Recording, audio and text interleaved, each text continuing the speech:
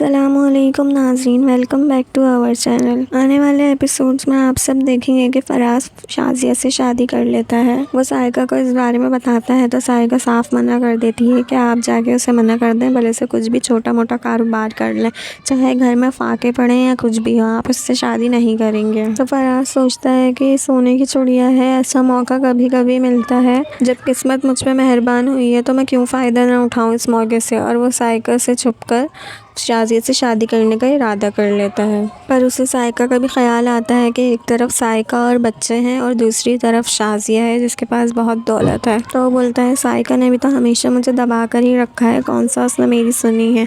अगर वो मेरा साथ देती तो आज हम इस हालात में नहीं होते। लेकिन उसे तो अपने घर वालों की फ़िक्र थी कि उसने कारोबार और घर के कागजात घर पर जाके दे दिए। चुप कर शादी कर ही लेता हूँ, जो भी होगा देखा जाएगा। साइका को पता चलेगा तो थोड़ी देर ही तमाशा करेगी वो और फिर चुप हो जाएगी। आयशा भाभी ने भी तो बर्दाश्त करा था जब हबीब ने दूसरी शादी कर ली थी, तो साइका भी कर ही लेगी।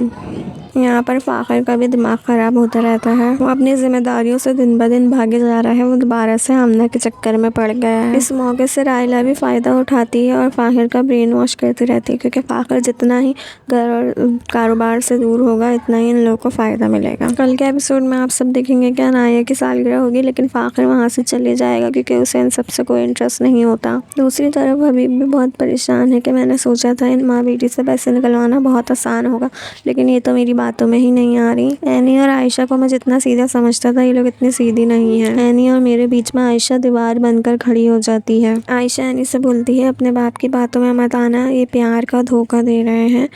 पूरी ज़िंदगी में इन्होंने तुम लोगों की जिम्मेदारी नहीं उठाई, अब क्या फ़िक्र पड़ती है इन्हें। तो रायला बोलती थी मैं तो बोलती हूँ तुम्हें कि इसको घर से निकालो, लेकिन तुम्हें ही लगी हुई थी, अब मुश्किल पैदा कर रही है ना ये। तो हबीब बोलता है अच्छा ना, अब तुम तो गुस्सा नहीं करो, मैं वैसे ही पहले उससे बहुत परेशान हूँ, अब सोचो कि करना क्या है। कुछ तो ऐसा करना पड़ेगा कि जिससे एनी के सारे पैसे हमारे पास आ जाएं। रायला और फहमी ने भी कोई कमी नहीं छोड़ी चाले चलने में।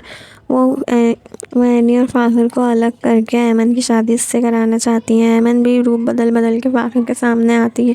वो फ़ाखर से बोलती है क्या मैं तुम्हें अच्छी नहीं लगती, ऐसा क्या है एनी में कि तुम मुझे ही नहीं देखते, उसी से ही वो करते हो। तो फ़ाखर बोलता है ये सब फजूल की बातें मुझसे नहीं करो। तो ऐमन बोलती है कि एनी बिल्कुल भी सही नहीं है, वो अभी भी हमज़ा को पसंद करती है। तो फ़ाखर बोलता है हमज़ा और एनी की बात तो तुम मुझसे करो ही ना, मैं सबसे ज़्यादा उनकी सच्चाई जानता हूँ। और वो ये बोलकर वहाँ से चले जाता है। तो ऐमन बहुत गुस्सा होती है कि ऐसा क्या है मुझ में कि कोई भी मुझसे प्यार नहीं करता, मैं जिसे पसंद करती हूँ मुझसे दूर हो जाता है, पहले हमज़ा और अब फ़ाखर। इन सब की वजह एनी ही है, मैं एनी को छोड़ूंगी नहीं। और इसी चक्कर में एनी के लिए ऐमन के दिल में नफ़रत पैदा हो जाती है। वीडियो पसंद आए तो लाइक करें, कमेंट करें, अपने दोस्तों के साथ शेयर करें। शुक्रिया, अल्लाह हाफ़िज़।